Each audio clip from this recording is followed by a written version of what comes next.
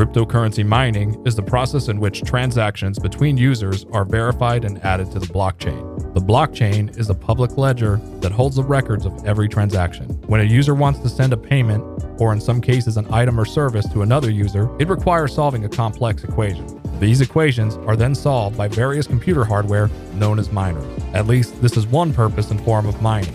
Cryptocurrency is an ever-evolving industry with new technologies and ways to interact with the blockchain. The point being that this is just the basics of crypto mining and not all-encompassing. A coin that can be mined is known as a proof-of-work coin. This is a term used in opposition of proof of stake, where transactions are validated by stakeholders. Stakeholders are people who own a certain amount of the currency and lock it in a wallet to validate transactions. While proof of stake is becoming more viable thanks to advances in technology, it is generally considered more vulnerable to what is known as a 51% attack. A 51% attack can be executed when a validator owns more than 50% of the total volume of the coin. This doesn't mean, however, that proof-of-work coins or mining isn't vulnerable as well.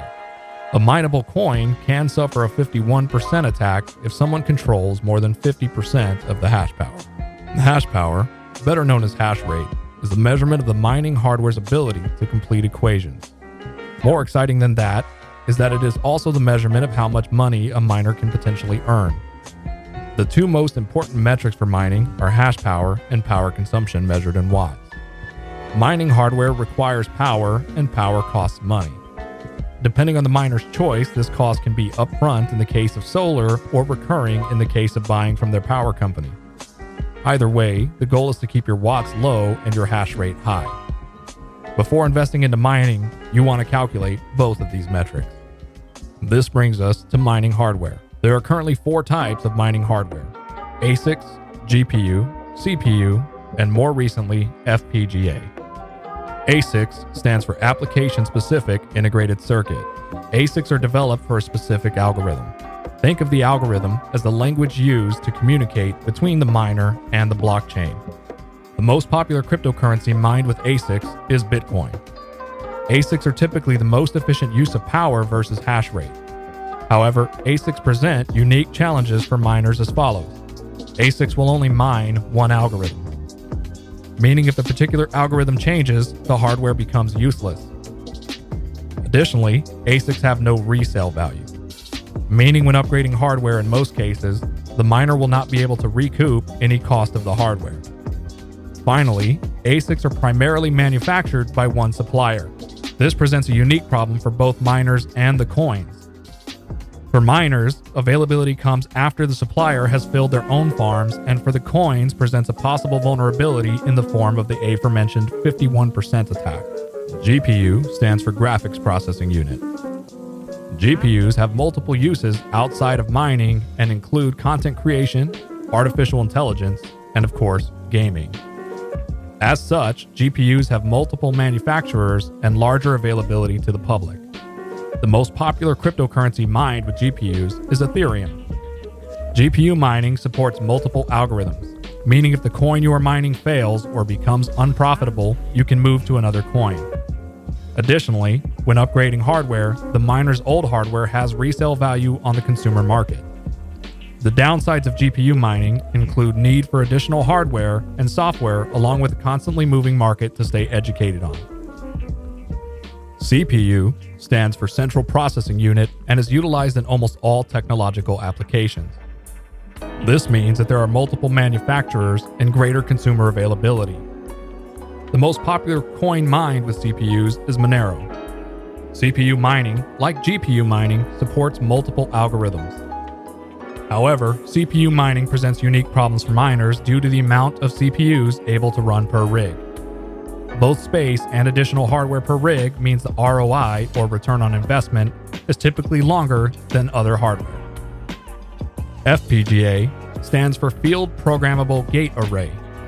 FPGAs have multiple uses outside of mining but don't share the consumer availability of GPUs and CPUs. The FPGAs are a middle ground between ASICs and GPU-CPU mining. They support multiple algorithms, have resale value, and provide good efficiency.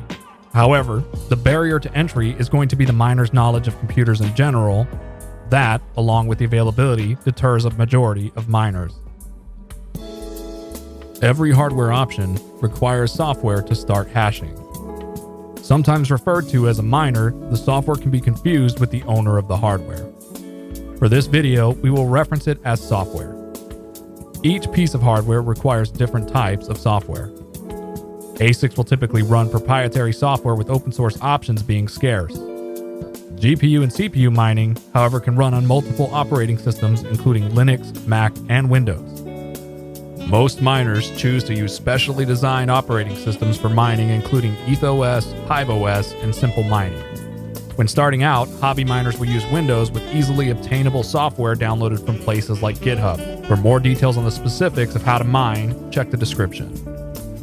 Mining requires a lot of hardware to complete the work sent from the blockchain. This brings us to pools.